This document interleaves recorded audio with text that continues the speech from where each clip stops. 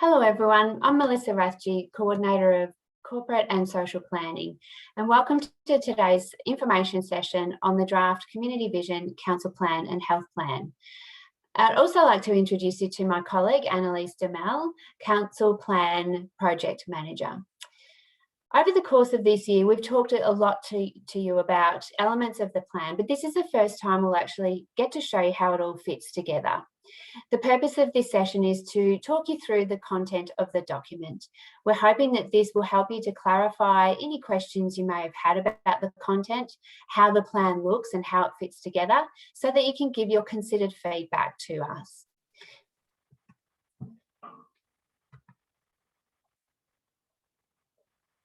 Before we go any further, Moonee Valley City Council respectfully acknowledges the traditional custodians of the land on which Moonee Valley is located, the Wurundjeri Woiwurrung people of the Kulin Nation, and we pay our respects to their spirits, ancestors, elders and community members, past and present. Council also extends this respect to other Aboriginal and Torres Strait Islander peoples who call Moonee Valley home. The purpose of today's session is to provide you with background on the draft plan, an overview of the key content of the draft plan, and also how you can give your feedback. The address on your screen is to our Your Say website, and that's where you can find the feedback forms and the draft documents for your review. The council plan is a 4-year strategic document that aligns with the council term. For this term, it runs from 2021 to 25. It provides council's commitment to the community. It reflects what council does, and it focuses on the key impacts that council wants to make over that term, which it believes will make a positive difference to the community over that time. It's a high-level document, and it recognises that in one document we can't communicate all of the activities that we do. So it finds a balance between what the commitment is over the next 4 years. The council plan is also a legislative requirement under the Local Government Act of 2020, sections 88 and 90. It's more than that though. It's an important tool to ensure that the community is aware of our priorities and actions, and also how our performance will be managed and reported.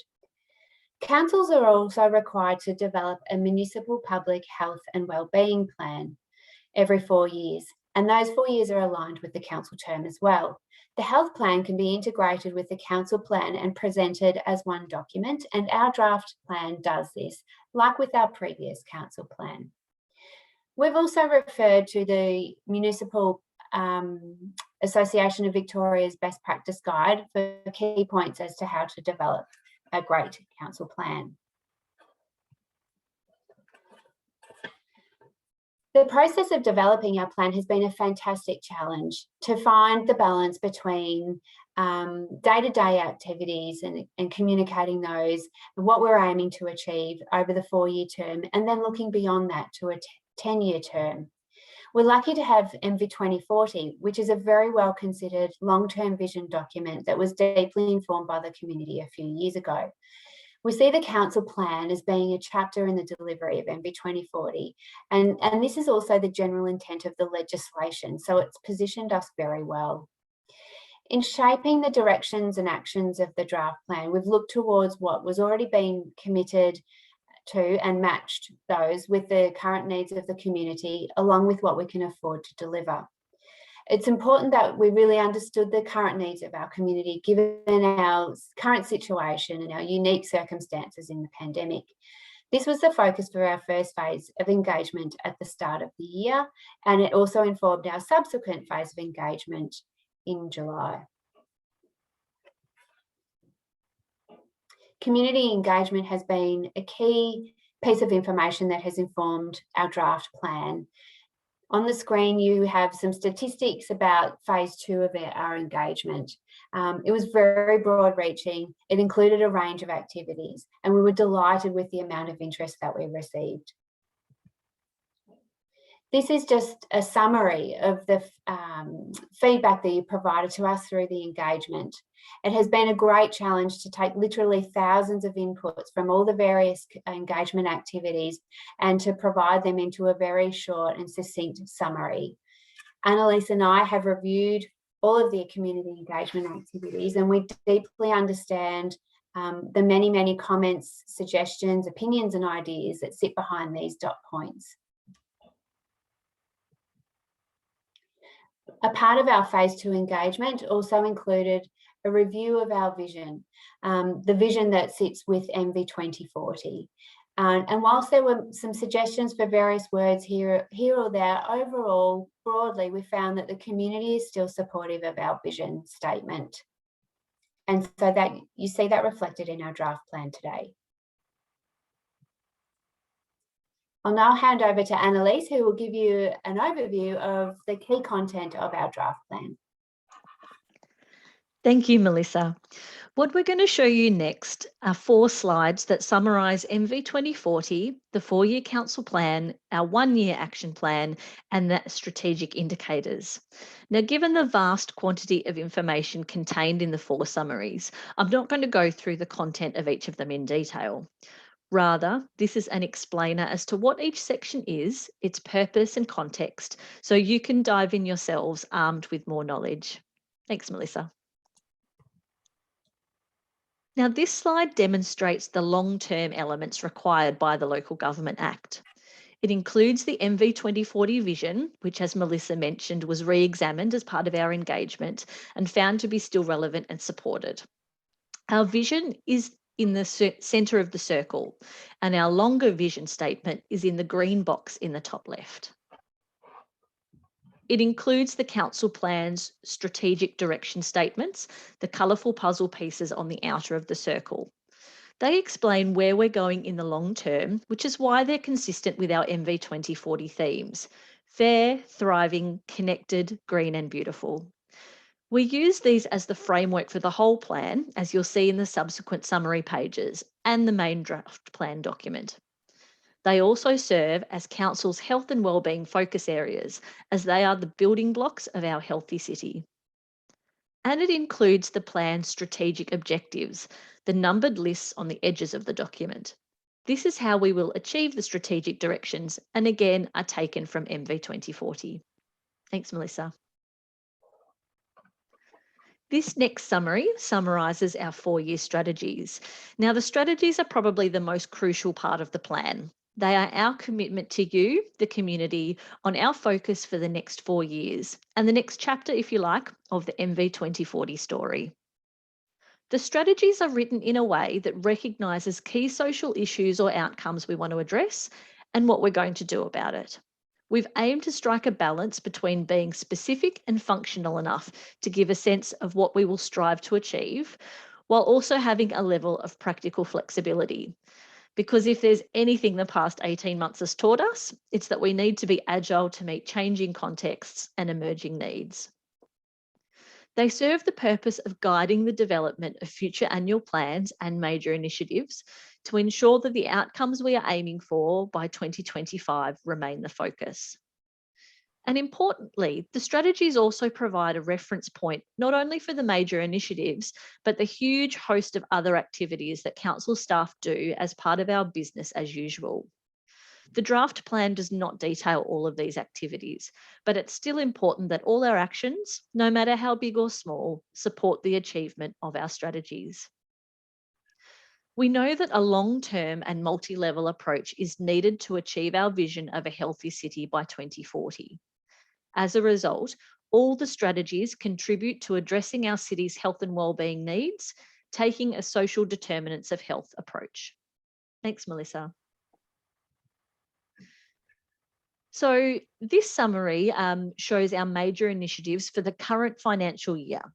They're scaffolded so you can see how they relate to the strategies. So for example, F2.1, F2.2 and F2.3 are the major initiatives that we're focusing on this year towards the achievement of strategy F2. Something that's new to our council, which will commence from this council plan, is that we will prepare annual plans of major initiatives every year over the next 4 years. This means that our yearly actions will be planned on a rolling basis rather than planning the whole 4 years in one go now. This approach allows us to be highly responsive to community needs, changes in our environment and context, and make improvements along the way. They will also be developed alongside our annual budgeting process. The major initiatives that you see on screen now, again, are not everything that Council will do towards the achievement of our 4-year strategies. However, these are our big ticket items, if you like, either in terms of cost or it being a program or service approach that multiple areas of Council are working towards collaboratively. Thanks, Melissa. Then we have the strategic indicators. The strategic indicators are another component required by the new Local Government Act. They focus on outcomes and provide clarity on our progress and how Council's work drives and influences change in our community. They are set against a long-term focus of MV 2040, which aims to give our community confidence as we work towards the vision over the next 4 years. They sit alongside the strategies as tools by which we're implementing MV 2040. Thanks very much, Melissa. Back over to you. Thank you, Annalise. I'm going to spend a few minutes now just talking through the remainder of the document. I'll work through each section at a time very briefly. Annalise has given a great overview of what we would say is the most critical component of the plan, the most important content. If I move on to the section around our vision for a healthy city, we've spoken a fair bit to that already. So I'd like to just highlight that in this section, we also talk about the concept of a 20-minute neighbourhood, which is a key concept in MV 2040. The idea of a 20-minute neighbourhood is discussed further in MV 2040, but essentially it's based around every resident having immediate access to the services that they need to lead a fulfilled life within walking distance of their home. The section about Moonee Valley runs through the demographic profile of our community. So it goes through the statistics that make up that our residents make up. It's the profile of our community. It talks to the census data and things like that. A very important element of this section is the 12 target population groups that we highlight. And we're saying that those 12 target population groups are a key focus of our activities. The section on your council provides details of our councillors and our executive team. And it also spells out the various roles that we see we have. Council fills a number of roles. We recognise that there are other players, other bodies and organisations that also have different roles, and we partner with them to make sure that the needs of the community are met. So spelling out our role and what we see we do is very important. The section about this plan really talks to the long, medium and short-term plans that we have, and they have been discussed already. But very importantly, it also talks to the reporting that we will do around our performance. So this is our accountability measure, and this is where we commit to reporting back to you about how we are progressing on this plan. Health and wellbeing section. This is a direct component related to the health plan component of our draft plan. It talks to the health status of our community. It refers to health in the broadest sense, and Annalise has referred to the social determinants of health, and really that is taking a very broad view about health and what it means to be healthy. In particular, in the health sector, our partners are very important, and we talk about the partnerships that are important to us. Challenges and opportunities is where we review what's going on in the world at the moment and pick out what's really important for us to focus on and how these challenges and opportunities impact on us as a society, as a local community and as an organisation. And we communicate the priorities that we are taking out of those and addressing those through our plan. And understanding the demands of the community is providing a nice summary and discussing the key issues that were important to the community that came through our community engagement. The section, Our Focus, really talks to each of the themes out of MV 2040. The content that's written under each theme, it really just reinforces the content that Annalise has spoken to. So the summary documents that Annalise presented draws on the content that's sitting within these chapters. So I won't go over those again. And then finally, we have 2 appendices.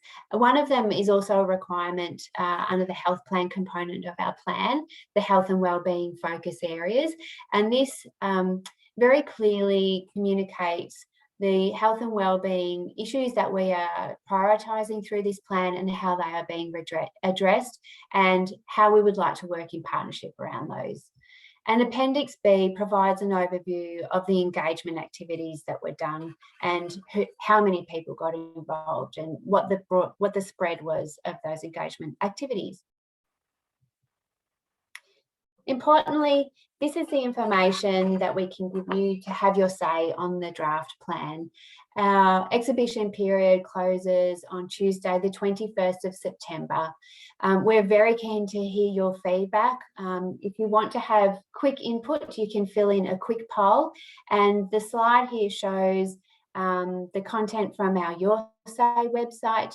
The link is there for you. So on Your Say, you can access the draft documents and review them. You can fill in a quick poll if you just want to have a quick say about whether you like the plan or not.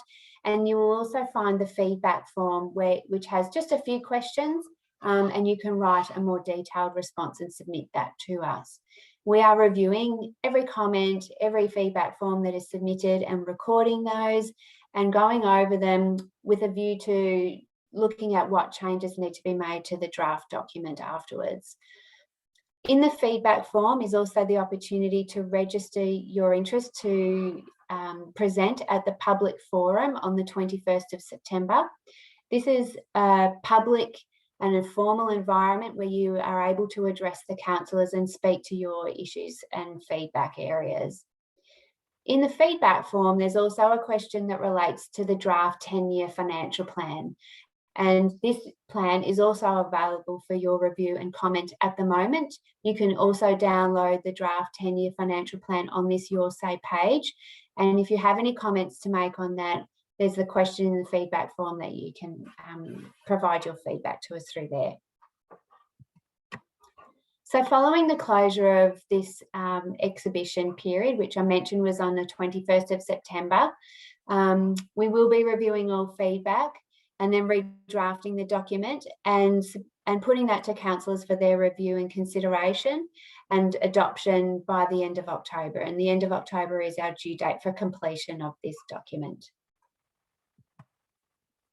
So thank you very much for your attention. We hope that this has been helpful for you. As we said, the purpose of the session was to present information on the draft document to help you give your considered feedback on the plan. So we hope that it's achieved that and we look forward to your feedback. Thank you very much. Thank you.